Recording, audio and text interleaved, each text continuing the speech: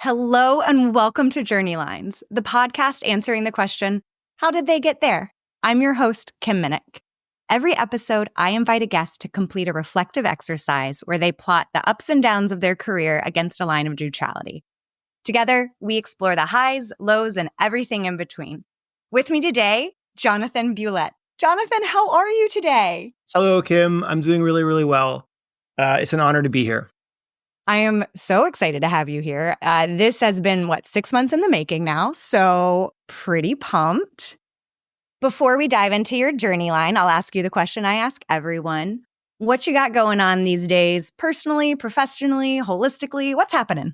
Yep. Oh, well, I'll start with this reflection, which is, it's pretty cool to be in this moment where, I have a startup and you have a podcast and we're here actually together recording this. So one thing is just to reflect on that. It's a really, it's a wonderful experience to be here. And I'm just so proud of you for what you've done.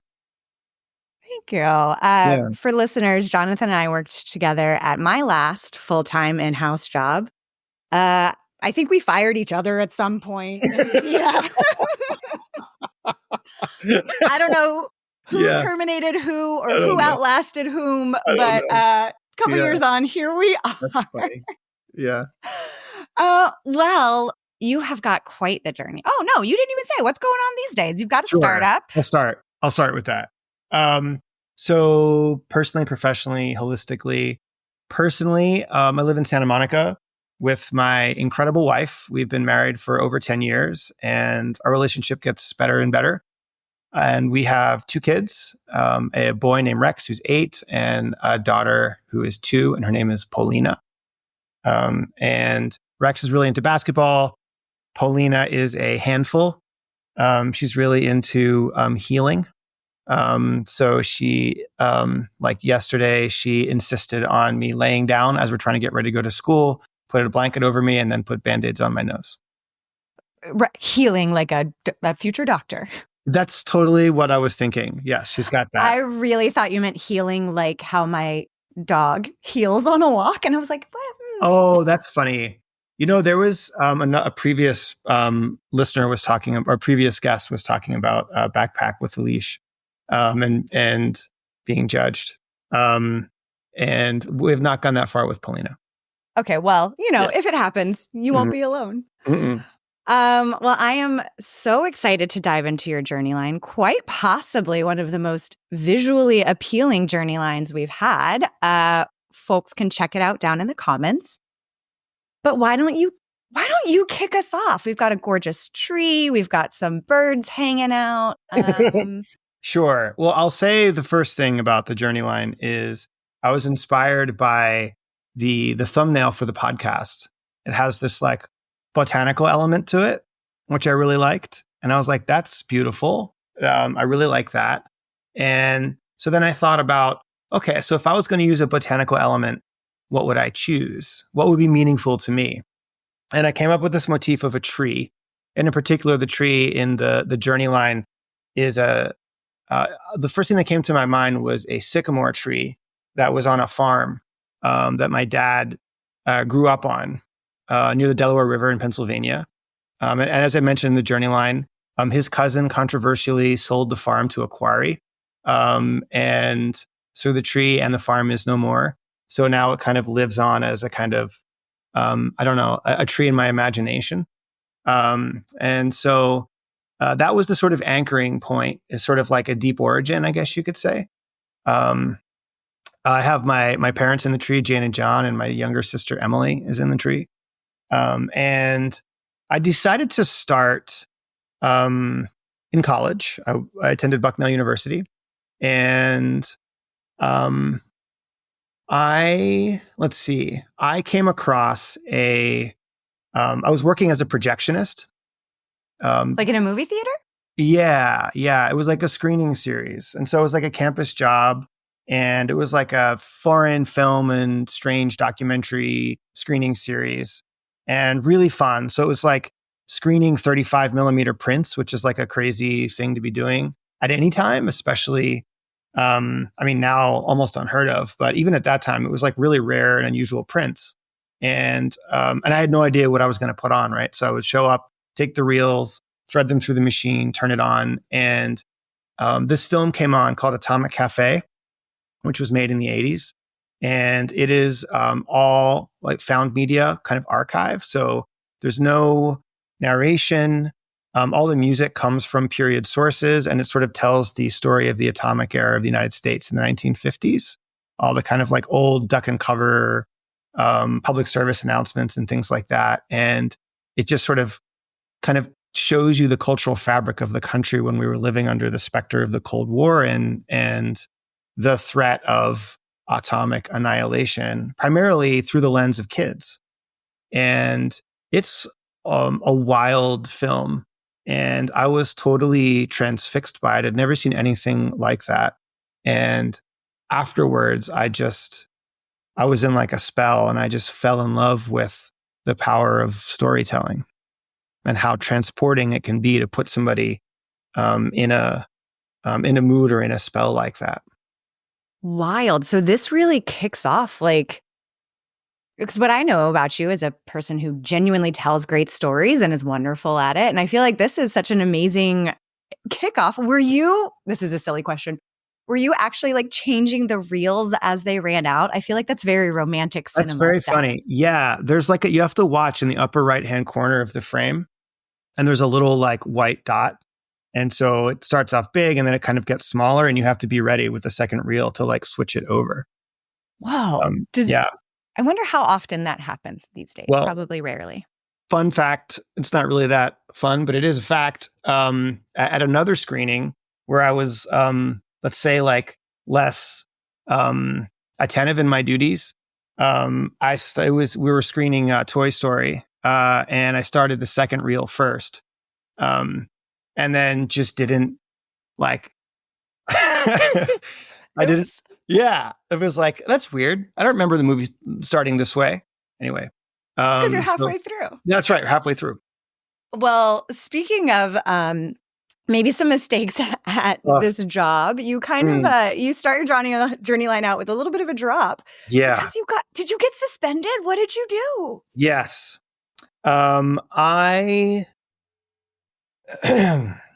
It's interesting. So one of the things that's incredible about creating a journey line is you make discoveries about your own life as you're doing it. So I would sincerely recommend to people who are listening to the podcast, and if you're listening to the podcast, you're thinking about your career and what your values are, what you might want to do next. Think about what your story is, to this date. If you go through the process of creating a journey line, it's very powerful. So I want to thank you, actually, Kim, for inviting me to do that, because I made a lot of discoveries actually while I was working on this. It's true. It's rare I am speechless, and I am so grateful for those words. Yeah. Mostly, I want to hear about why you got suspended. So so here's the discovery that I made. I thought it would be fun to pull fire alarms as like a prank, right? And so because everyone has to like leave the dorm, and not thinking about obviously the deeper repercussions of this. I'm not like saying this like in a glib way. Like this is, it was a prank. Yeah, it was a prank, right? And part of what I would do is dress up like a ninja, and then like run down a hallway and do fake ninja moves, and then like pull the fire alarm and then run away. And were people seeing this? Was there like an audience for you? Yeah. So they're like, it's the fire alarm ninjas like struck again kind of thing. And at a certain point, I decided like, this is the sort of thing where like you're in your own head in a kind of like way that is like kind of amusing, but also kind of self-destructive. I was like, what would be amazing is if the fire alarm ninja struck my own hallway. Like the irony of that, isn't that incredible? I mean, take the heat off of you. Yeah. No one would suspect. They would never suspect. Why would you fire alarm your own hallway? So that's what I did. And when I did that, that fire alarm had, it shot iodine all over the place. So it shot iodine all over my hands, all over me. And we went out into we went outside, and the public safety is there. And I decide to start kind of like making a scene about who would have done this. Who is doing this? Yeah, who is doing this? This is outrageous. That sort of thing. It is inappropriate for us to be distracted by this sort of tomfoolery. Exactly. Excellent use of the word tomfoolery. That's exactly right. That's exactly right. Also to kind of throw off, they're like, well, I mean, if he's upset about it, it's not him. So, and I had a friend there, and she lent me some mittens. So I put like mittens on my hands. And as we were walking back, they actually made everybody show their hands on the way in. And so I walked in and showed my hands with the mittens on my hands, and went in. And not long after that, a couple days after that, it wasn't right away, but a couple days after that, it was actually on a Super Bowl Sunday. I got a knock on my door, and it was public safety. And they asked me to come downtown, if you will, and ask some questions. And they don't tampering with public safety or with fire safety equipment is really serious. You shouldn't do it. I feel like they get a little upset about that. They don't like that. No, they really don't. But you had to go to the police station? Like that feels like no. I mean a euphemistic downtown. Like I had to go down to the administrative building station, right, and be interrogated and all that sort of stuff. But yeah, I was suspended from school. And the discovery that I made is, it was like I was literally pulling an alarm. Like it was and I was like, oh, that's so interesting. Like I was kind of sounding an alarm, I think, at that time in my life. Like I wasn't in the right place, like I wasn't, I don't think I should have really been there in a certain sense. Mm. And that was sort of something that I was reflecting on. Why? It does seem like a little, maybe that tomfoolery was a little bit of a cry for help, right? Yeah, I think that's right. So you get suspended. You're suspended from school, like not just... I have to leave. Yeah, I have to leave campus. Yep. Mm-hmm. Not allowed to be in the dorms anymore? No. Where do you go? What do you do? Yeah. I moved back home. My parents are actually very supportive, which was really highly fortunate. Shout out Jane and John. Yeah, exactly.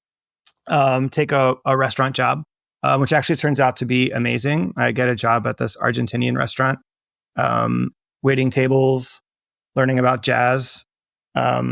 It was really, really cool. It's called Armando's. And Armando was he was a former boxer from Argentina, a communist, and taught me about Chet Baker and Miles Davis. So that I started cross-dressing too, which is kind of amazing when I was there. And then Armando started cross-dressing. And it was like this small town. It was just to mess with people's heads, I love this. I imagine you and Armando just trying to make people go, what? He was wearing big flowery muumuus. I was more into dream outfit. Yeah. I was doing like a sheer skirt at the time. Yeah. And it was really interesting because it was totally like it was like really a double take. People would come in and then they would sit down and then it would like, whoa, oh wow. Okay. Interesting. That's what's happening. Yeah, I didn't intend to talk about any of this, by the way, on the podcast, but here we are. But here we are. And yay, Journey Lines. Yay, Journey Lines. Yeah. So part of this, so you're in a restaurant, you're out of school. Yeah. And this is labeled as number one because I think you read Kubrick biography and you decide the only way to learn is on the job, not in school. Yeah. What a revelation. Yeah. So, and this was a big one. This is why I labeled it like, an important moment. I read this biography of the filmmaker Stanley Kubrick. At the time, I was watching a lot of Kubrick films. And so the biography it's like one of these giant, super thick, 700-page tomes. And he didn't go to film school. He was a photographer for a newspaper in New York. kind of like dispatched to crime scenes. And he I think he graduated from high school and that was it, had no formal education. And I held him in very high, and still do, but held him in very high esteem at the time. And I thought the lesson there that I took from the book and from his life was, you should learn by working, not through academia.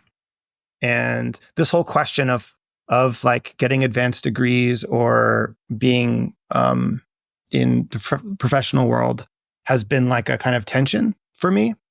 And this certainly set me on a path where I decided like I was going to only learn by doing, not learn by getting a master's degree or a PhD.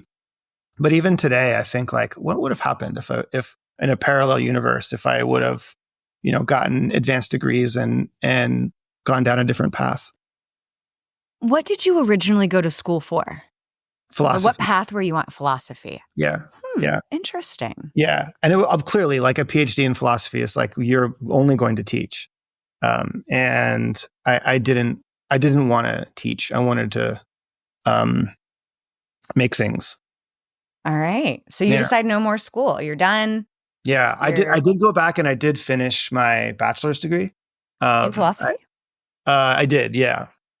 And the interesting thing is, however, like when my sort of cohort was graduating, I didn't have enough credits to graduate. And, but at the same time, there was this opportunity came up in New York to take an internship on this big film. And they could only give the internship to people who needed college credit. And so that was the credit that I needed to graduate. And I couldn't have had the internship without that. And so it was like an interesting kind of surprise, sort of kismet.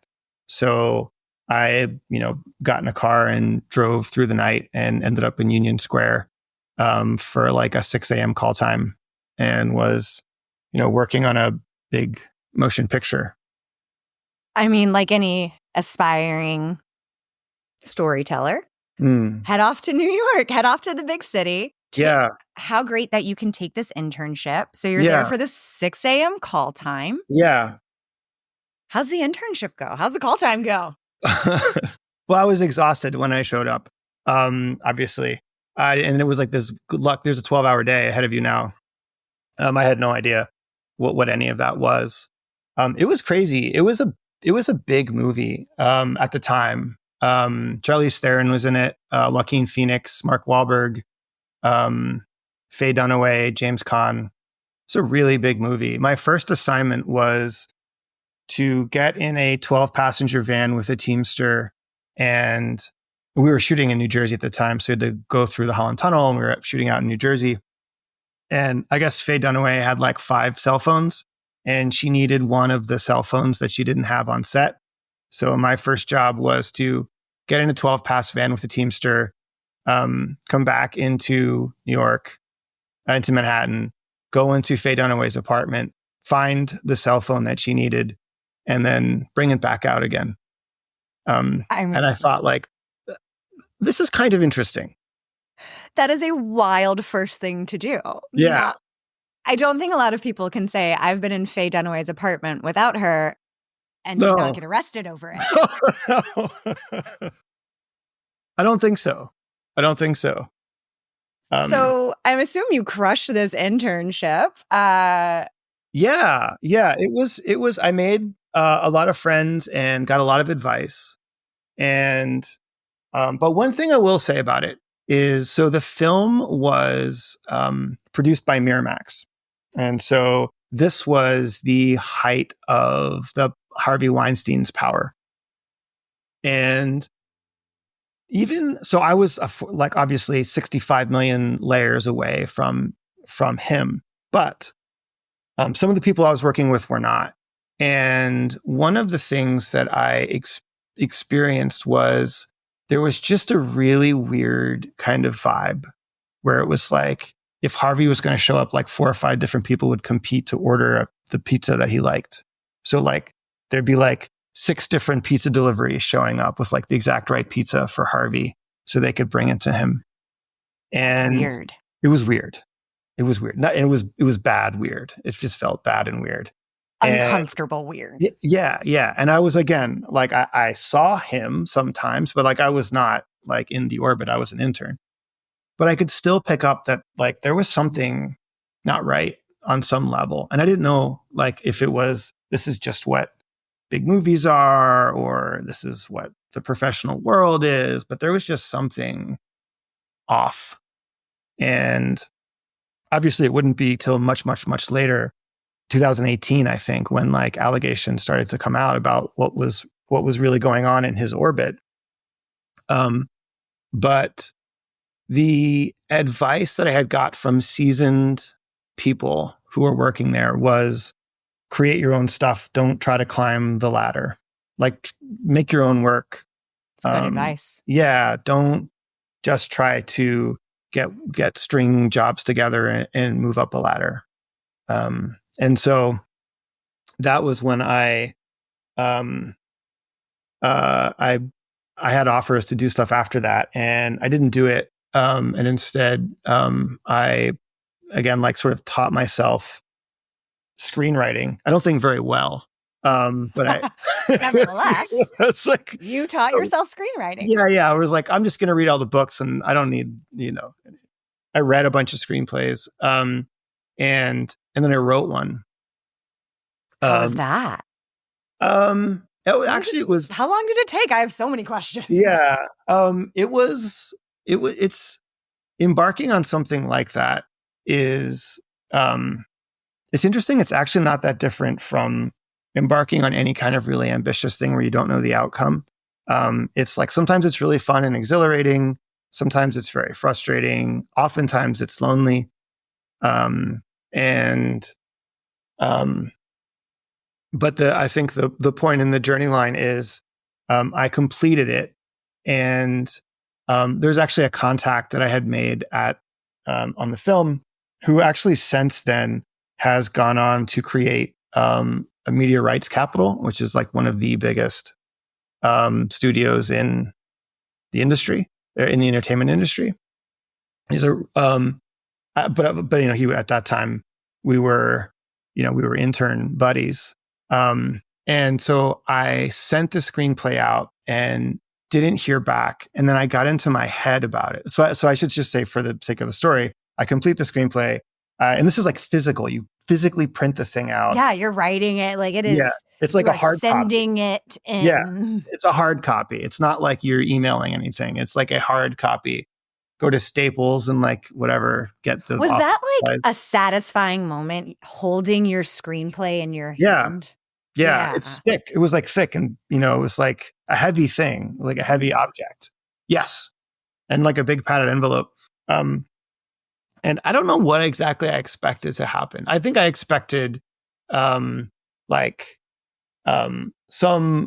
expected something, but in fact, what happened was absolutely nothing. Nothing. Just nothing. Just silence. Just sent it off and silent. I don't even know if the person I was sending it to received it. It's actually likely that they didn't ever receive it. Just it got like, stuck in the mailroom, and they're like, who knows what this is? One of 100 screenplays that probably got sent in that day. Unsolicited submission, and I got in my head about it. I didn't follow up. I didn't send it to anybody else. I was just like, well, that's it. That's it with that. I'm the worst. I didn't do it. All done. Which explains why, you wrote on your journey line, it's high that you wrote it and then sent it in, never heard back. Yeah. And I think what would you have done differently? Pardon me? What would you have done anything differently now? Like, hindsight is the greatest gift. Yeah. I mean, I would have followed up and then made sure that the person read it, or at least that it had crossed their desk. Yeah. But I was a kid. And I think I had this sense that it's such a naive, I think, thing around creativity, where it's like, yeah, there's something so undeniably powerful about this that if once someone unwraps it and looks at it, they're just going to obviously think it's great, or the opposite, they'll just think it's terrible. And so if you don't hear anything, then clearly it can't be that they didn't even look at it or something happened. It's just, it has to be a referendum on the creative object. They must have read every word and hated it, and set hated it on it. fire. Just despised and, it. and hated it so much they could not even tell me. Yeah. All right, so, I get it. I get it, though. Like, you put stuff out into the universe and you're like, if this is good, I will hear about it again. Yeah. It's such a vulnerable place to be. It's such a vulnerable place to be, to put so much time into something and then share it for any sort of feedback. It's really something that at the time I wasn't equipped to persevere, I think, the way that I would have needed to in that moment. Yeah. So what do you do from there? So I had some friends who were living in Boston. So I moved to Boston. Great. And Boston's a fun little place. I just went there for the first time. Yeah. We had a really fun little existence. We had this like top floor apartment in Brookline Village, which is a very kind of cozy place. I got a job at a production company that did in the public television space. Boston has a big public television station, WGBH, and this was kind of like a feeder production company there. And I think I was also just thinking like, wow, feature film didn't feel that good. What is this public television documentaries? What is this world like? And so those are real different worlds. Yeah. Feature film, public television. Yeah, they are hugely different. And it's very earnest, but I really liked it. And so we were creating, one of the ways that this company was sustaining itself is by creating interactive museum kiosks. And so that was really fun. So we did a children's museum in North Carolina. And so we were creating the media and also the kind of the interactivity that would power exhibits throughout the museum. We did a couple of those museums, did some public television programming, and at the same time, my friends and I, I should say, I'm glad that this doesn't exist anymore. It's good that it's gone. We created a parody website called ultraville.com. It's gone. You cannot see it again. Thank God. Like the domain's gone. Yeah, I know. It's like it's better. It's probably better for everyone, but it's better a for little bit of FOMO. Trust me, it's better. The idea it was like, this is actually like pre-Google. And there were all of these like portal websites, like Alta Vista, for example. And so they would be like, here is your it's like a portal to the internet, sort of thing. And so we created this site that was like a portal to a very silly and absurd world. I'll put it that way. I love that. Yeah, it was really fun. A couple lessons from that. One is, it's funny, we kind of labored under the impression that like a website is something that you make and then you finish it and then it's done. Like I wish that were true. I so deeply wish that were true. Oh, like you make a website and the website is now finished. There you go. It's like, it's a finished product. That is not how it works. Yeah, exactly. That is how we treated it. And it was interesting though, because it was like at the same time as like things like The Onion were being created. It was like very similar in the sense of like, we're going to use this tool to for absurdity and fun. I love that. Did you? I assume you had a lot of absurdity and fun. Was it popular? Did anything come of it, or was it just a fun little side quest in your journey? I think it was a side quest, and then it was interesting because like the group of friends that kind of came together to make it, we kind of like worked really hard on it for like a summer or something like that, and then we kind of just the centrifugal force of life kind of pulled us apart. And like we did like we kind of came together, made it, and then dispersed. But it was definitely like really fun to play with those tools and to kind of I don't know, to experiment with different modes of storytelling, I would say. I feel like there was a solid time between like 2000 and like 2015 where we were all learning the internet. We were learning how to code. We were setting up these portals. Yeah. I'm a MySpace gal. Shout out to Tom for teaching me HTML, you know? Totally. Yep. Wild times. So you make this website for a summer. You have these children museums exhibits. Yep. Life keeps on heading up. Yep. And it looks like you go back to New York City. Yes. What are you doing? Yeah.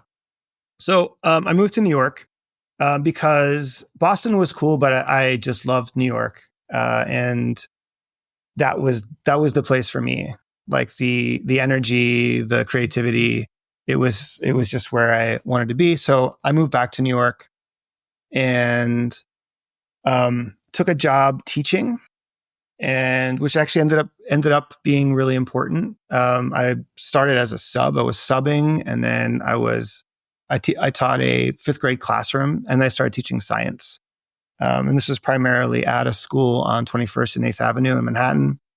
And so that was kind of like a foundation. And at the same time, I started doing stand-up, and then I started creating live shows. And that was a lot of fun. Ooh, so many things to pick apart. First, science feels a little out of left field given your background up until this point. Yeah, I think that's true. It was just because there was an opening. They needed a science teacher. Great. It's like, yeah, I like science.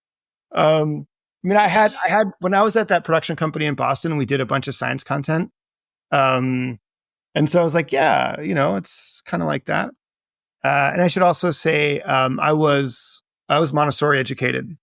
Okay.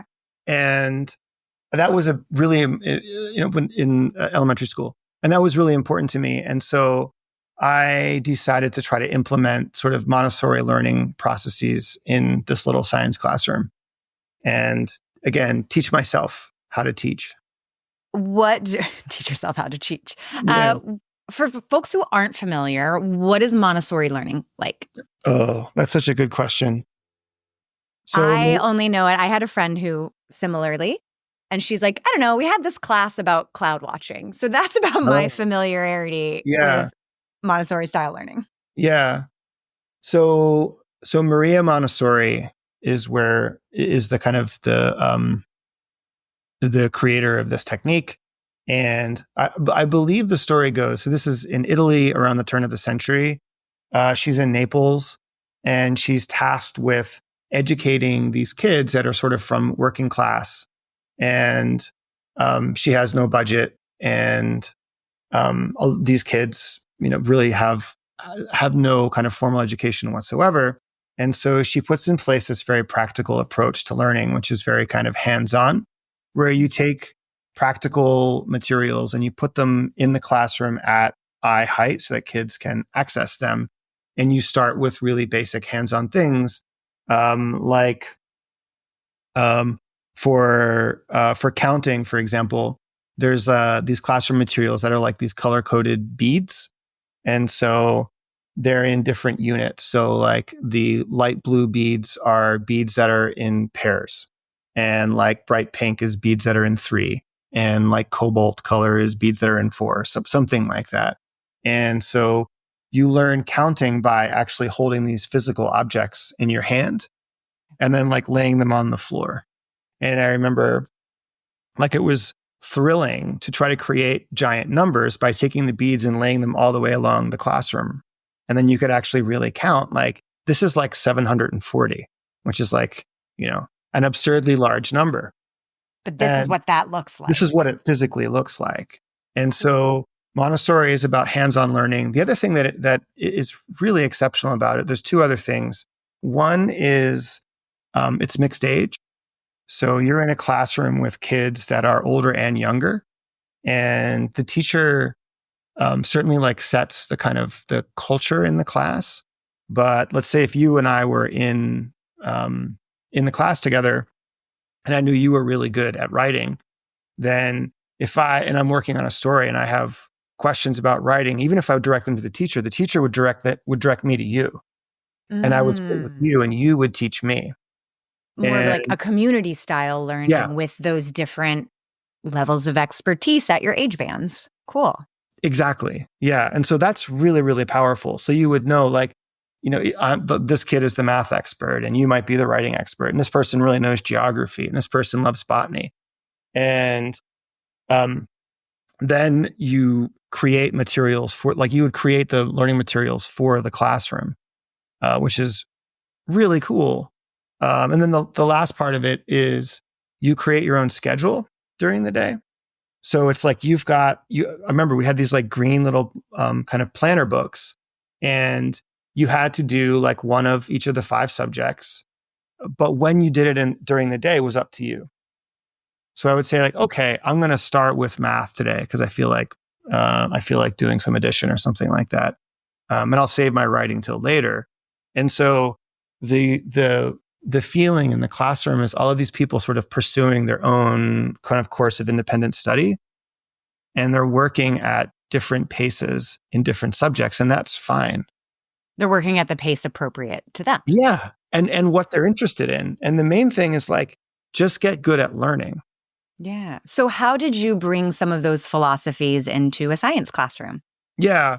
So it was a little bit hard because the mixed age thing was the hardest thing because it was like every 45 minutes or like a new cohort would come in and they'd be different. That school had a very diverse population. And they did tracked. It was a sort of tracked education, which I think is kind of unfortunate. But as a result, you'd have like a cohort come in and it would put sort of provocations in front of them. So it could be, I spent a lot of my own money on materials. That sounds right. Yeah. So like magnets, right? And iron filings. And so so instead of saying like, let's learn about magnetism or whatever, it would just be like, here's a bunch of stuff, like, let's start playing with it. And like, what do you notice? Like, are you noticing something? And then, it's interesting that like this one and this one, like they push each other apart, but then when you turn it around, they connect. I was like, okay, well, that's kind of interesting. Like, what is that about? And so you sort of like begin this process of open-ended inquiry that's led by what they're noticing, what the students are noticing.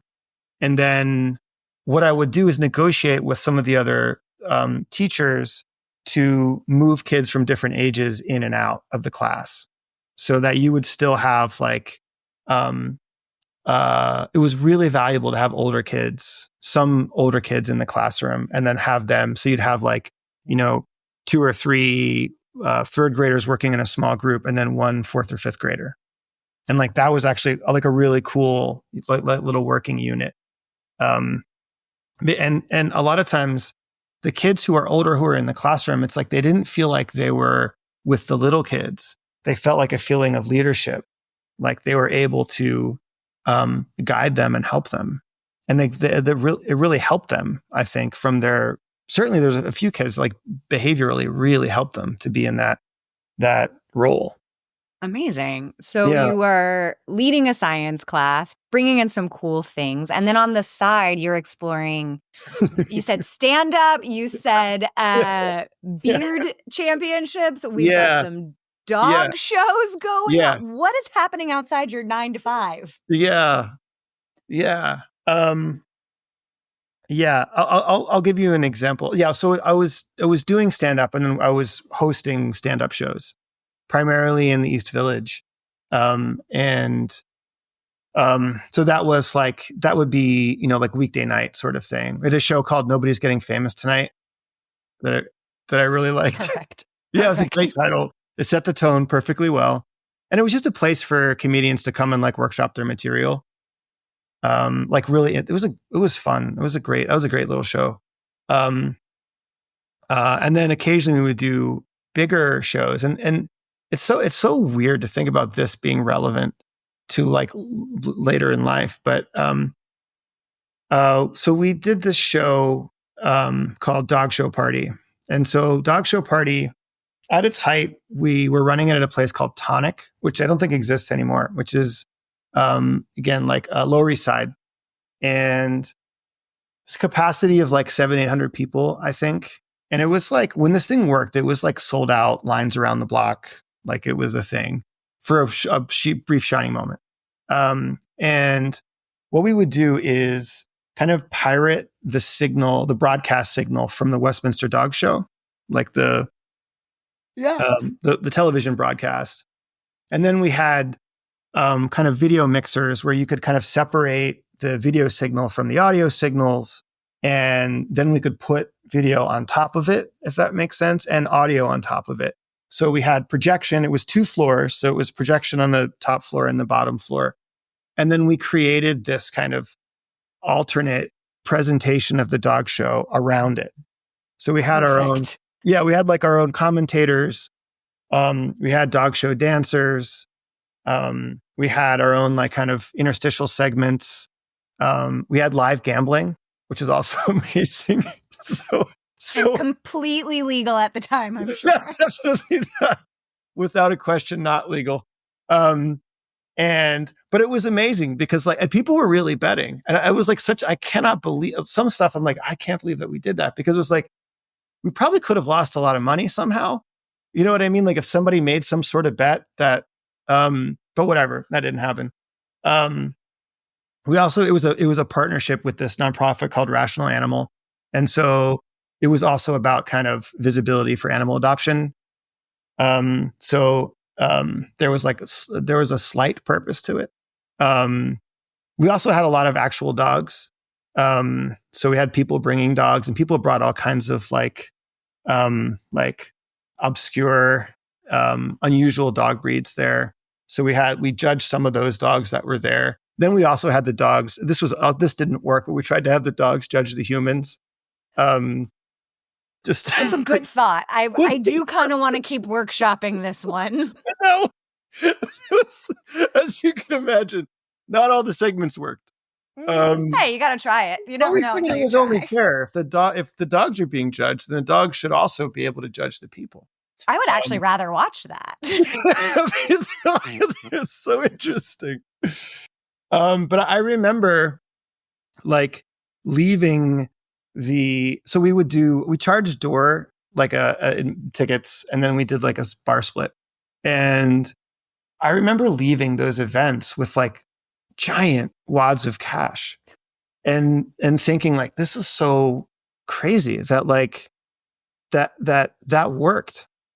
I got money from that. Yeah. Like this night was like more lucrative than like multiple weeks of teaching. That is painful. So I know. This is affording your Montessori habit is really what it's doing. That's right. You're like, great, I can go buy iron shavings and that's magnets. So funny. That's right. Oh, but that's exactly right. Oh, you know how many magnets this can buy? So many. All right. So you do these dog show and beard championships as well. Yeah. So that was right. So that was similar. That was an event. Where was that? Another place that's gone. I think it was at Knitting Factory. I don't think Knitting Factory exists anymore. Yeah. So that was an event where we had judging, and we did a beard and mustache championships for New York City, and we got people to come internationally. In fact, the person that won was from Vietnam, if I remember correctly, which is really cool. I don't know. That guy was awesome. But we were very concerned about the gender normative nature of facial hair. And so we had alternate categories. We had a fake beard. We had a fake category. We also had brows. So it was like a facial hair. Yeah, it was like a facial hair kind of in general thing, because we wanted to be conscious of the gender normative nature of facial hair.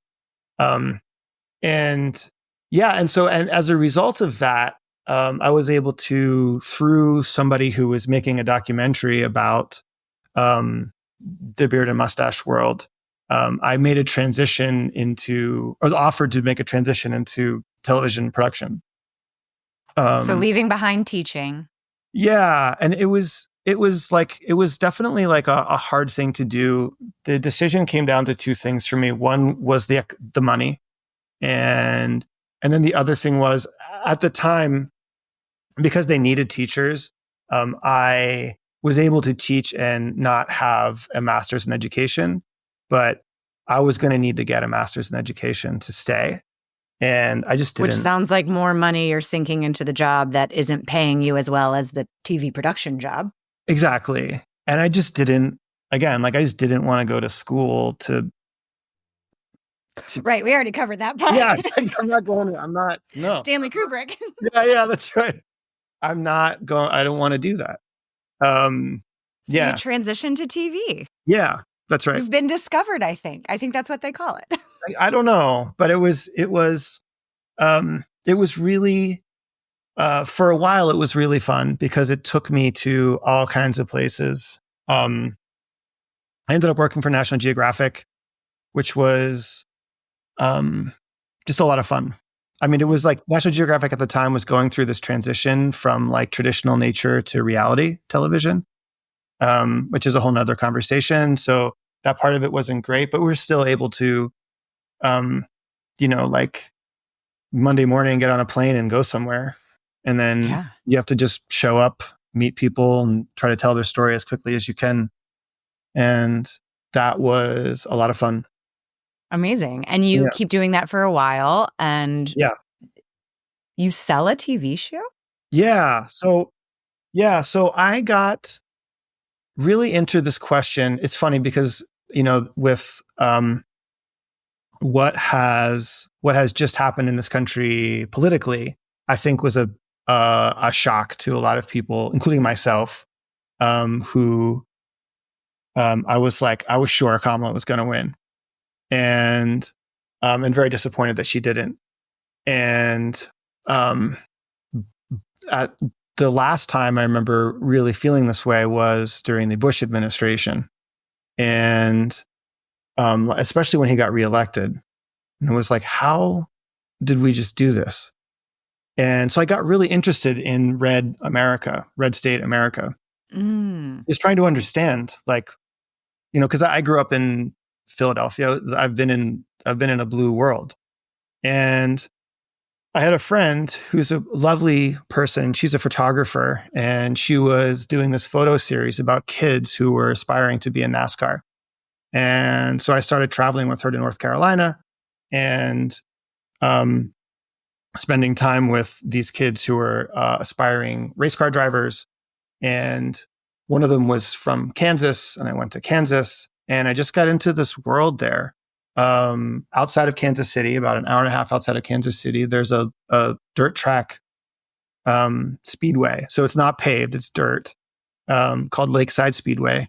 And it was just this kind of microcosm of a community where, like, every Friday night, the town shows up and these people are racing the cars that they work on, like, nights and weekends with each other. And I just fell in love with the community. They were so kind and so funny, like really funny people. And I, was just documenting it. I was shooting them, getting to know them, earning their trust. And I put together like a presentation around it, and partnered with a company who was LA based. And we sold it to Discovery Networks, which, again, Discovery has changed a lot between now and then. But it was a like super high budget, like primetime show for a while, which was amazing. So then it was like one of the people that we were working with, Tom Charles was like a welder. And one day I remember having this conversation with him, and like his driveway is full of like Cadillac Escalades. And there's just like all these people like from LA just disgorging and coming out and like, rigging cameras and all that kind of stuff. And I just remember having this surreal moment where Tom and I were like, isn't this crazy that this is happening? It was pretty cool. It was pretty cool. It was more than cool. It was really special. Especially that it sprang from just this interest of exploring communities and identities and places that you weren't familiar with. Yeah. And by all accounts, according to your journey line, you are riding high until you're not. You have a significant relationship change. Yeah. Yeah. Here's a piece of advice for listeners. If you're in a relationship with somebody and you get into, let's say, an argument with them about something like core, like, should we buy a house or something like that, don't settle the argument by marrying them. Oh, is that not an effective argument relief strategy? I don't want to be prescriptive. That's fair. But I would strongly warn against that. So you get married to someone that maybe... Yeah. It was like a lovely, like a truly lovely person.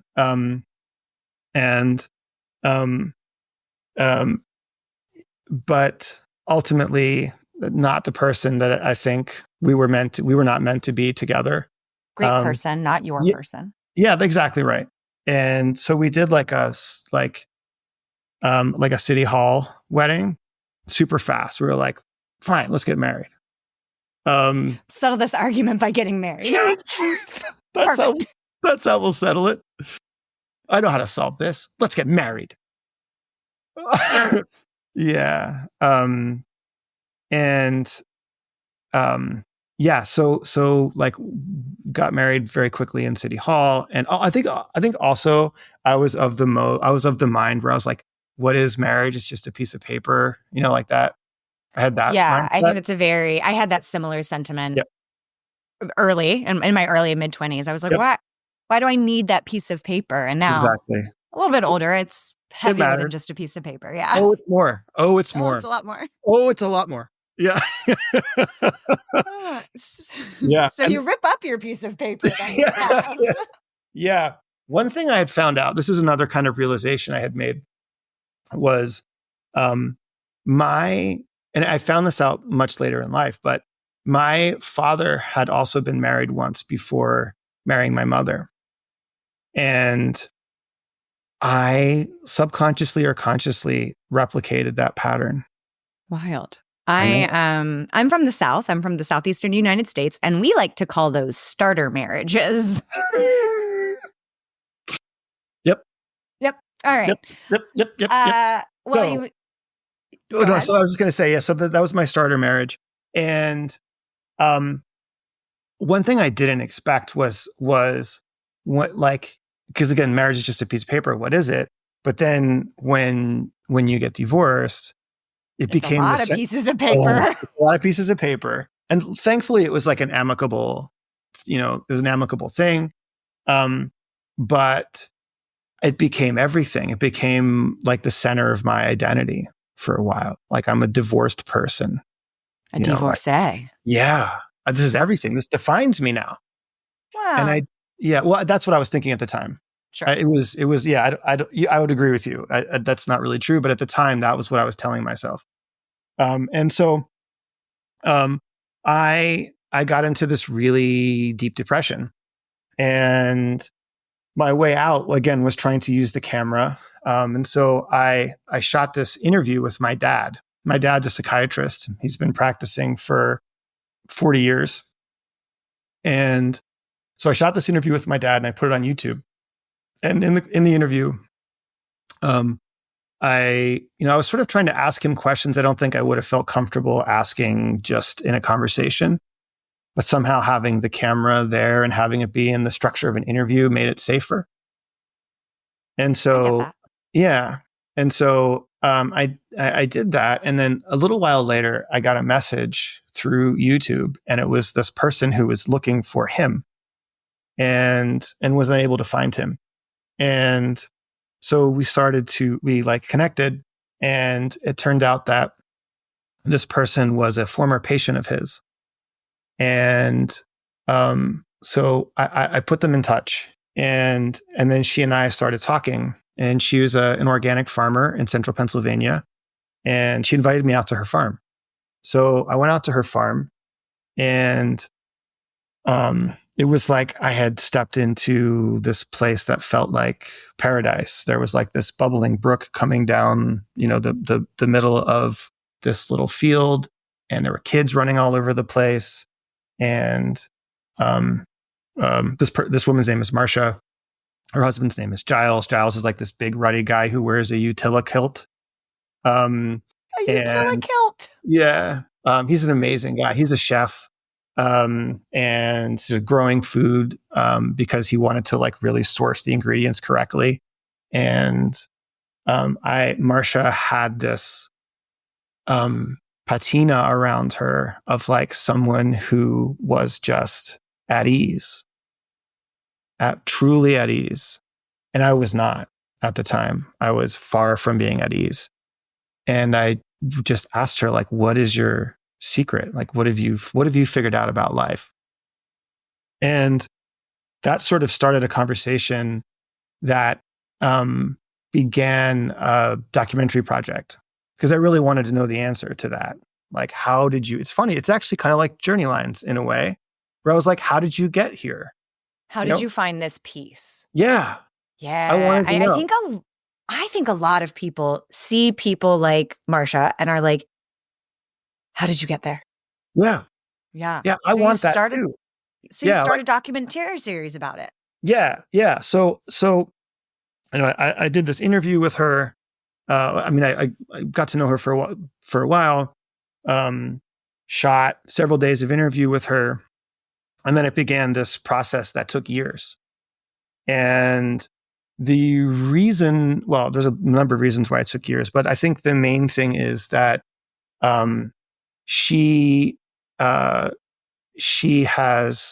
I don't think you can say overcome PTSD, because I feel like it's like you integrate this traumatic experiences that you've had in your life, and you find a way to integrate those traumatic memories and become, how would I put this? You become happy. You can find a way to be happy despite having some really traumatic things in your background, and form relationships. And I wanted to know what that journey was like, how she did that. Yeah, I like how you use the word confronts PTSD on your journey line, and I think that's right, because it's never quite resolved, but you do confront you don't like it. cure. You don't cure yourself, but you can evolve, like you can evolve how you feel about what has happened, and you can really gain a lot of strength. And so this person, she is by far the strongest person that I know. She's an incredible person. And so that the process of working on that was it was really, really hard, because it is not a commercial project. Was it just you? Just you on this endeavor? For a long time, yeah, it was just me. And then I brought friends on to work with me. Some incredible friends. Amazing. And you finished, you just say start, I assume you finished. Yes. That's later in the journey line. Oh, great. Yeah. But it's like with any of these types of projects where they're self-financed, it's just like, it's an uphill battle. All right. Well, while you are starting, you have to make money. Yes. So I see you start kind of creeping back up above this line of neutrality, and you start back in TV. Yeah. High paying. You even call out high paying. I mean, you've been discovered. Yeah. So I move into a role that is like a showrunner role for nonfiction. So not scripted stuff, but for nonfiction stuff. And there was definitely like a period of time. This is kind of like pre-Netflix, I would say. That kind of like the height of true kind of cable television where there was just a lot of money in that ecosystem. It was a, and that's probably why they tried to, they did disrupt it, but we were watching all these commercials. That's where all that money was coming from. Yeah, that's right. It was that, and it was also like the local cable providers were then paying fees back to the networks, so they're getting paid twice. And so there was like there was a lot of money, a lot of production. There was a lot happening, and so I'm doing that, but is I don't really like the storytelling. Like I don't like what these things are about. And I have some truly miraculous, incredible experiences, doing that work. Because again, you just get put in random places, like in New Orleans with like these underground gamblers, and like that is a whole thing. Like that is a whole world. Where you're just like, how did I get here? Yeah, and it's fun. Like it was just fun to be in these places. Where again it was like and like there's not like it's not like a huge crew or a whole lot of support. It's like typically then you and just a few people, and you're in it. There was a point where I will just say there was a point where I had I was trying to provide a what's the right word? Like, can I say the word hillbilly? Is that like sure. unfair? Okay, yeah. okay. Some low country. Yeah, like right, and I said with love. But somebody like I had $16,000 of cash in like a canvas bag, and it was like that needed to be delivered to this kind of like Bowie knife wielding hillbilly. That sounds like super nefarious, and it's like it really wasn't. It was just like a contract thing, and this guy would only accept cash. And just what a situation you found yourself. Yeah, it's just like, wow, this is really weird. Anyway, but like again, I'm like, I don't think I was put on this earth for these reasons. Like to be making, and again, like it's one thing to be making, like kind of nature docs and that sort of work, and it's another thing when it sort of becomes reality TV, and reality TV starts to take over, and it's like, I don't like this. I don't want to watch this. I don't think it's very good. I'm not interested in it. If you don't want to watch it, I feel like you probably don't want to create it. And yeah. Just given your background of these ultra independent, kind of quirky events, I feel like this is maybe a little bit more mainstream for your liking. And maybe you end up liking this world a little less and less, this TV world. Yeah, that's right. And I essentially wind up in a job where I'm being paid a lot. But I really, really don't like it. And ultimately, it's like I couldn't, for a while, I was able to like pretend to be interested, but then I couldn't even really pretend to be interested anymore. I can't even fake it. Yes, I hate this so much. I can't even fake it. I don't care. And if you're in the showrunner role, you have a lot of people reporting to you, and they're like looking to you for like, guidance and inspiration. And I remember being in a room with one of the editors and like, what do you think about this? I'm like, I don't fucking know, man. Like, it's fine. Like, it's just whatever. Just right. Just it's good. Let's just get out of here. So I assume you're awarded Employee of the Year at this point? No, no. I was fired. Great. Yeah, I was fired. And I wrote in my journey line, got myself fired, because I definitely was like, it was like, I guess I should have just quit. But, I was like being paid well, and like, I'll just ride this wave as long as I can. Yeah. But I kind of knew in the back of my head, like, this isn't really what I want to be doing. And I think the other thing that happened is I had met Gillian at this point, who I was about to marry. And my focus was just in our relationship. Um, and so it was like this, this thing was just this thing I was doing during the day. And so, yes, I get fired. Well, actually, I think we had been married. I think we were already married at that I think point. you might have gotten married somewhere Yeah, in between, that's right. somewhere during your time as a That's right. high-paying TV showrunner. That's right. And it was like, it was somewhat traumatic, but it was also kind of a relief. And I remember Getting fired, not getting married, right? getting married was amazing. We had an incredible. Okay, not traumatic. Yeah, no. Thanks, No, Gillian. yeah. Thank you for clarifying that, Kim. No I appreciate problem. that. So getting fired, a little traumatic, but also like, I mean, I've been there, right? It's a little like a weight off your chest. You're like, Yeah. okay, now what? Yeah. I remember I went out to the owner of the company took me out to lunch afterwards. And I remember leaving, and not to fire me because that had already happened. Somebody else did that. It was just a like, hey, just want to say no hard feelings. Like this one didn't work out kind of thing. And I remember walking out of that lunch and just feeling like amazing. Where I was like walking down the street, Fifth Avenue, and I was like, oh man, I don't have to do that anymore. This is great. World at my fingertips. Yeah. So what do you do? I do a lot of hot yoga. Nice. And then through a friend, I get hired at a internet media startup. And I mean, it's not really fair to call it a startup. It had been around for many, many years, but still it was sort of in a funding and seeking profitability kind of cycle. And kind of scrappy, kind of chaotic. Yeah, definitely chaotic. But it was like established, definitely like an established thing.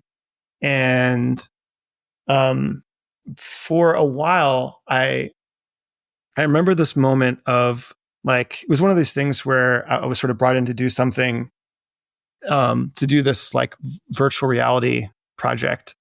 And which is already like, well, this is way more interesting than what I was doing before. Okay. What is like, there's a brief shiny moment when people thought virtual reality was going to be like every 5 years, it's like, maybe VR is going to be a thing. It was like there's during always like a those, VR gym, yeah, or like VR experience. Yeah. Yeah. It was during one of those crests of possibility.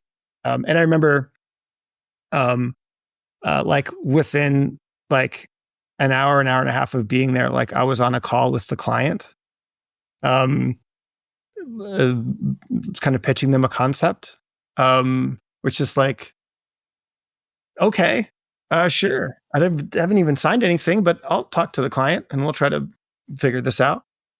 And like ended up going around the world doing that, which was really fun. Not around the world, but to several cities, doing that. And it definitely felt like, oh, this is genuinely kind of new and really interesting and exciting. Amazing. So Yeah. I'm assuming you keep up with that work. You moved I to took a LA full-time for position. it? I was in New York for several years and then I ended up moving out to LA. But I took a full-time position there, and we did some things that were like, I would say technically complex, that were in the live space, or the like kind of like live entertainment space. We did a couple like, I guess they're really trade show things. We did a couple of those that were like, there was a period of time when I think the idea was that all advertising was going to leave television and move on to the internet, and it was going to be captured by these publishers like BuzzFeed, places like that. And a lot of it did move off of television, but that's not who captured it. But at the time, No, it just moved to Netflix ads. Yeah. Netflix ads, Facebook, Google AdSense. But there was a period of time where there was like a jump ball, like what's going to happen. And it was really interesting to be on the side of, on the digital side. It come from the commercial side, and it felt really good. And so we were kind of like, worked outrageously hard, like crazy hours. So much so that I don't know if you've ever been to a stage of burnout where you like are close to hallucinating and things like that. Yeah, you're having a lot of panic attacks and things don't feel real, and you wonder. Yeah. But it was almost like a euphoric kind of feeling, a little bit, because it was sort of like, I mean, I don't know. That was Sounds better for you than for me. I'm into it. There was and I remember my wife talks about these moments too. She was like, you really went crazy for a while, man. We were really overworked and we were trying to do everything ourselves. And you have Rex around this time. Yeah, actually, one of the crazy things is that Rex, for one of these events, the production team set up a little crib area for Rex when he was a baby. And I remember my wife, it was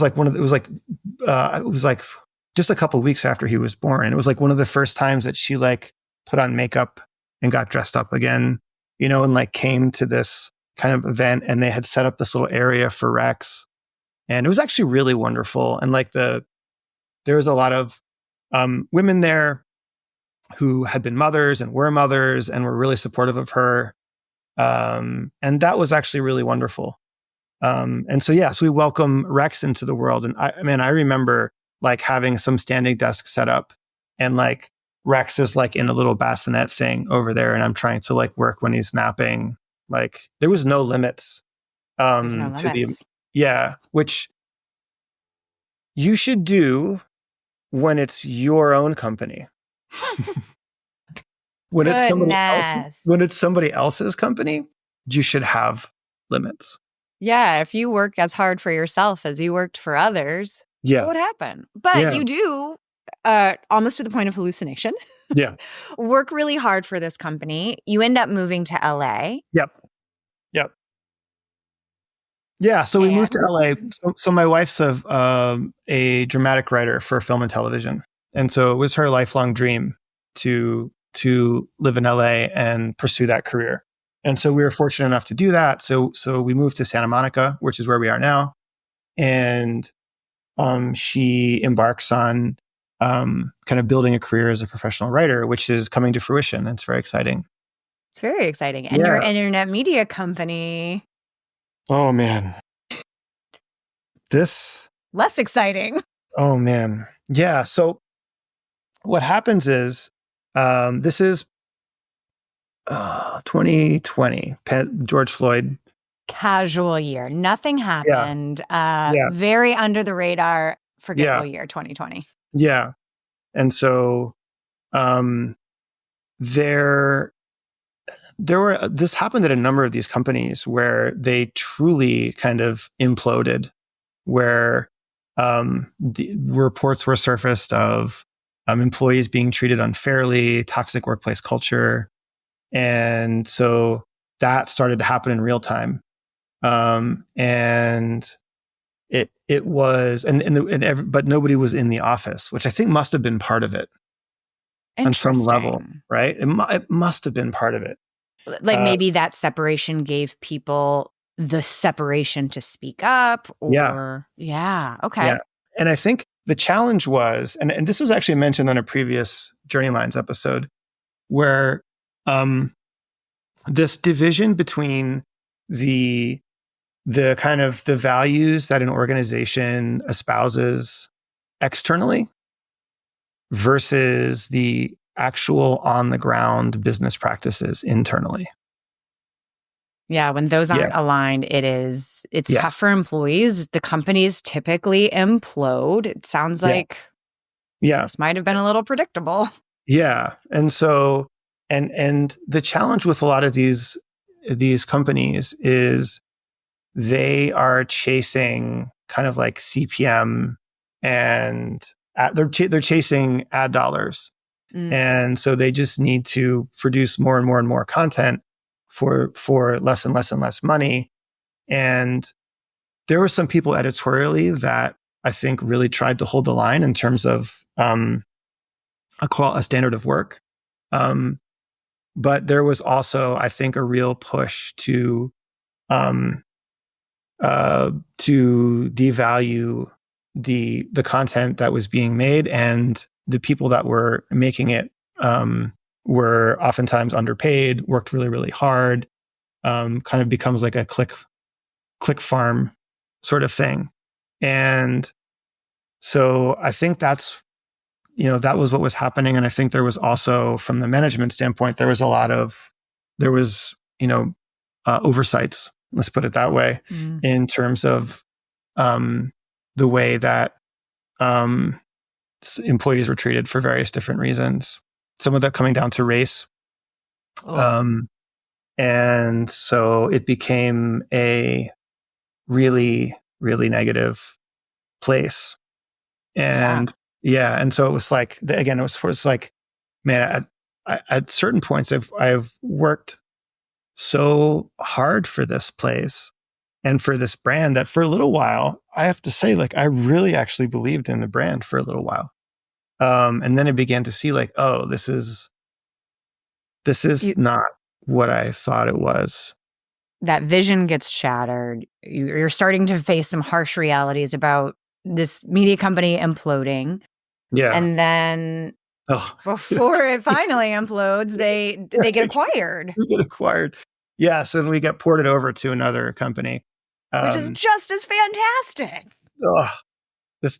Oh man. A lot of similar flavors, I'm imagining. It's like it's tricky to talk about because I actually liked a lot of the people. A lot of the people that were amazing in both places. Amazing people. Amazing people. But I think same thing where it's like business practices can't support the aspirations of the brand. I guess we put it that way. And I find that I'm not comfortable like with the volume of work and with the compensation and with the like any sense of that there's a trajectory here that's going to be good for me, if that makes sense. Yeah, fair enough. Yeah. And again, like there were some wonderful people there, but like those were some hard times because it was also like I didn't even choose this place, and now I'm at this. I'm here, but now also, my wife's changing careers, so supporting her, and we've got a kid, and so it's like, well, this is what you do. This is what you do. And during this whole time, you're still working on a documentary. Yeah. And that was the thing that was like keeping me. That was like the kind of the candle that I was holding, protecting that flame. Yeah. It was like, well, at least there's this, at least there's this, like this good thing. And so having that made these other elements that were far more unsavory, like palatable. And you finished your documentary. Yeah. The process of recovering. Yeah. Which I was fortunate enough to kind of bring in some incredible filmmakers to work with to help me do that. And the feeling of having something done. So we were able to find financing through Germany, through a German television company that ended up paying for it, which was really cool. And that's where it actually like launched. It launched in Germany first, which was really interesting. And it was amazing to get feedback from German people. A non-American audience. Yeah. That was amazing. And the thing I will say about it also is so there's two elements of the experience of completing it and putting it into the world. One is like the actual feedback from viewers who are like in Europe watching this thing that you've spent years and years and years working on. That was an amazing experience. And it also kind of brought my relationship with Marcia to a very special place.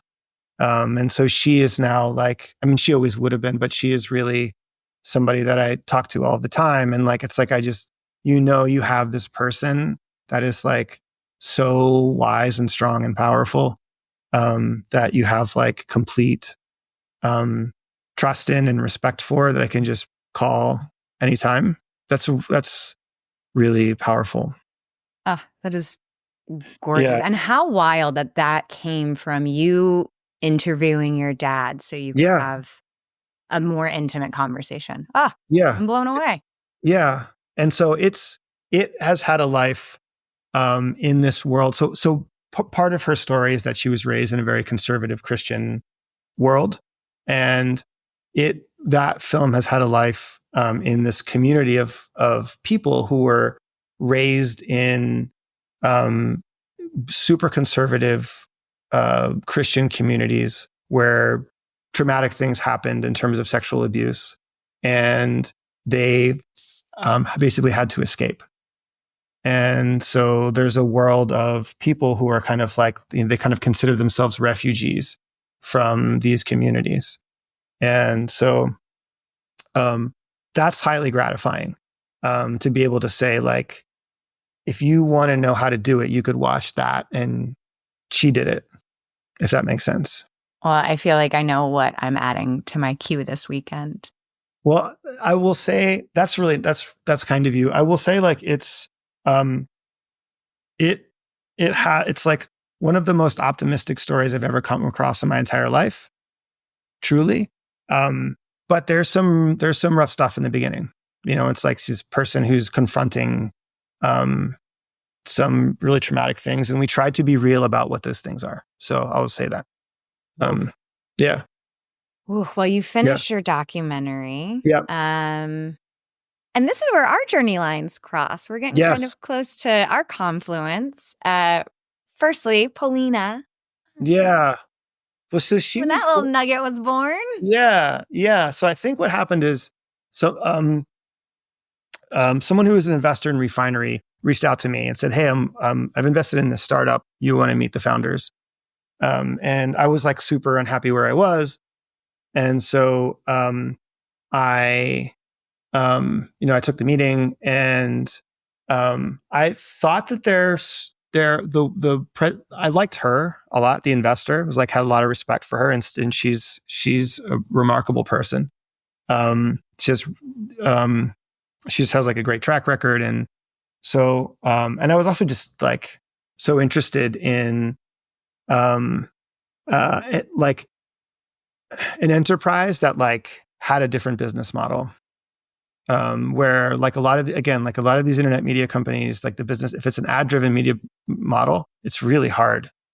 And so a model where you have like a direct relationship with your customers, where they're like buying something from you. And in this case, it was education, like classes. Online creative learning. Exactly. Online creative learning. And people were they were expensive. And again, I think this is also sort of a product of the pandemic, where people are at home and they're looking to change their lives. And so, yeah, it was a really great moment in time when you couldn't leave your home, and maybe you had some extra time on your hands to focus on learning how to build a custom pair of sneakers. Yeah, or that's right.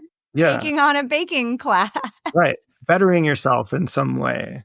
So this tiny little startup with a lot of green to career folks recruits you to join. And I'm excited to hear your perspective from this. Oh man. Well, it's one of those things where like you show up, and then you like kind of you recognize like what's really happening. And I think, like, I think there was a lot of cultural challenges there. And I think that in addition, I think there were I think that the enterprise was capitalized in this way that put enormous pressure to deliver outsized results, where it was like I think it was capitalized at like $1 billion valuation or something like that. It felt like, my perspective, Yeah. we were chasing after something that was unattainable. Yeah. And unfortunately, the people who were pushing us to chase it were the people who held the checkbook. Yeah, that's a good way of putting it. I remember at one point doing my own math, and I was like, so how many users would we need to acquire to reach $1 billion valuation? And I went through like the math, and it was like wow, that's a lot more than we have. And like then vaccines came out and people Yeah, yeah, didn't want to sit at home anymore. yeah. That is a lot of users buying a lot of classes. Yeah. And it's interesting. It was like, so there were some, they did I think, and there's probably partly something that you contributed to, but like there were some amazing people there. For sure. I mean, some of the best people I've ever worked with. Yeah. And that was also part of the appeal initially, was like, oh, this is fun. It's really fun, as you know. Yeah, it's fun. It was fun. It was fun. Yeah. To be with, like, it's like there's all of these like really, really accomplished people, and it's this very idealistic mission. And there seems to be a market for it that's kind of proved out. And so now it's about kind of growing and scaling. So like every startup, you grow, you scale successfully, you go public and make $1 million. Yeah. And I think that was part of it too. It was like, oh, how, like, you know, having equity in something where the equity could actually turn into something valuable. It's a new age of playing the lottery, truly. Yeah. That you, especially when you believe in something, you see the potential. But that's not what really happened. The startup imploded. That's what the Journey line says. Yeah. Startup imploded. It did. Yeah. And I think it was subsumed by there was that shift in, the macroeconomic world where all of a sudden, money was expensive and interest rates were super high. And I think there's also the time where like a lot of tech companies, the publicly traded ones, their share price dropped considerably. And one thing I didn't realize is that there's a kind of continuum from the investor space between what's private and publicly held companies. And it's like, if the publicly held ones don't do well, it changes the perceived value of the privately held ones. That is something I didn't know, but seems to be the case. The case. Yeah. So anyway, yeah, and I think you're right. Like the people who are holding the checkbook were like, well, actually, what if we just, because remember there was years of runway, and it was like, what if we just don't? What if we just don't? What if we just don't? Yeah. And they didn't, and they did not. So no. So then, and that, because I remember Gillian was pregnant. I went away on paternity. And when I came back from paternity, it was like, oh, this is going to go away. Like, it was one large change right when you came back. Yeah. And then we hobbled along for a little bit longer. Yeah, this is going to go away. So then, it's like, cool. So that's like a mortgage and 2 kids. And not like stressful at all. Yeah. The startup's going away, and there's like equity things going away. So, okay, what are you going to do? So what does one do, asking for myself, when they get laid off from a startup? What do you do next? Yeah. Well, you soul search. And I think there's kind of two ways to proceed. One is you like get right back out there in a job market if that's what you're looking to do. And I think at this point in my career, this is like the second implosion, pretty near each other. But we're not that far apart. And I'd worked really hard in these places, and they both imploded, and they weren't mine. And I had this sense of like, and I also like on some level, I didn't agree necessarily with how they were run the whole time, right? And that's a polite understatement. But it was just like, I was like, I don't know, didn't sit right with me. And so I think, you only live once, and if you're going to work this hard for someone else, exactly, you should work hard for yourself. And I think it would be kind of foolish to, given the 2 lessons I was just taught, right? And that was taught them there was no ambiguity about the lesson. It was like, you can contribute the best of your years of your life to something and it can go away, just go away. And so I don't think I should do that again. So I went through a process of trying to figure out, what I was going to do. And, one of the things that was really helpful in that is that it is kind of like the Journeyline project where, I reached out to an old friend and, he sort of was asking me, what are you going to do? And, he challenged me to do a piece of writing where, I went back and I wrote down like everything I had ever done, like sent from probably like even high school, just everything you've ever done, like from a creative or professional standpoint, not romantically or personally, but like just, what's your professional output? And I did that. And then as I was writing, I just listened emotionally for like what's coming up, like what's your body responding to? And it was all of these things where people were coming together in person for something, and where there was kind of, there was some sort of learning that was happening, some sort of discovery, some sort of feeling of wonder. And some of it was in that science classroom. Some of it was at the dog show party. Some of it was at those events that I did later. And there was always kind of like this thread of storytelling running through it, but it was also, something that had a real, like commercial or economic underpinning to it, so that it was sustainable and real. Fat stacks of cash coming out of the. Yes. Yes. Yeah. That's right. And so, and I've been working for these places where like the business models came and went, and then ended up being sort of vaporous. And so, I think an enterprise that has like a commercial underpinning to it that is real, where you have a direct relationship with people that you're providing a service for, which is, sort of learning, discovery, and play. Which leads you to co-founding. Yeah. So it leads me to co-founding, a company. I don't know how, like where we are in terms of time. Well, you've got to pick up your kid in about 15 minutes. So. Oh, wow.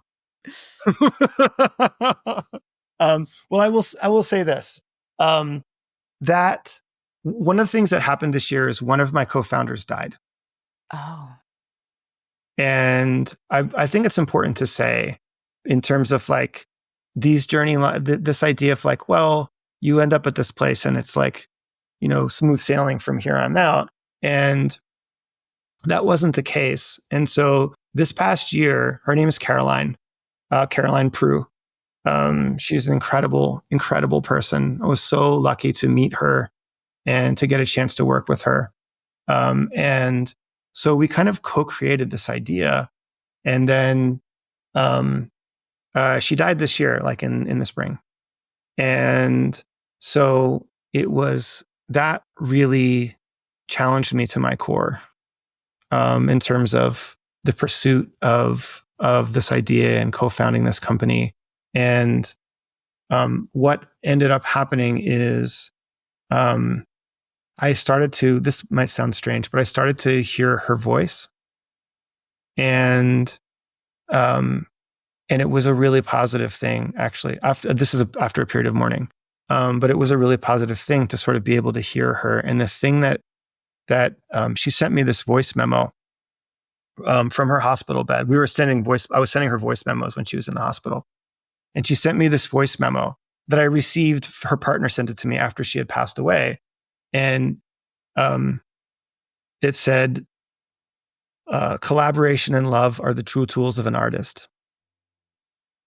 And those were her last words.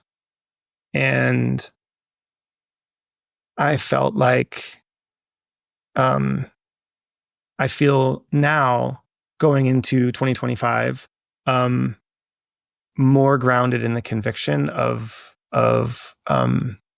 building experiences where people can come together to play and to learn and to have feelings.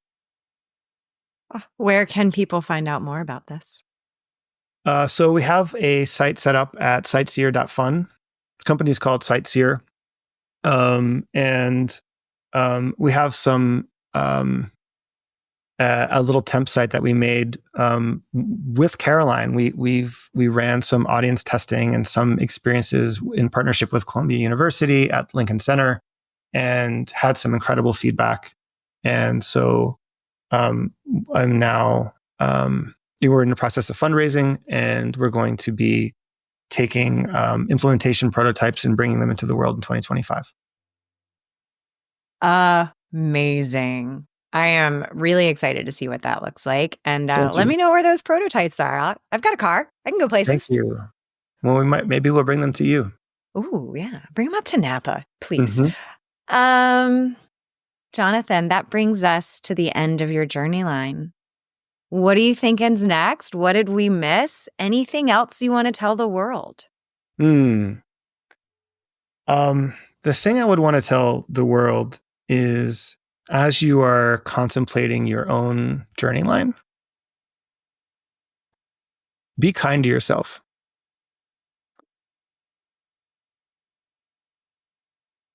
Well, I've got nothing else to add. Jonathan, thank you so much for joining. You can check out all of Jonathan's information in the show notes, and we'll see you next time. Thank you, Kim. Thank you.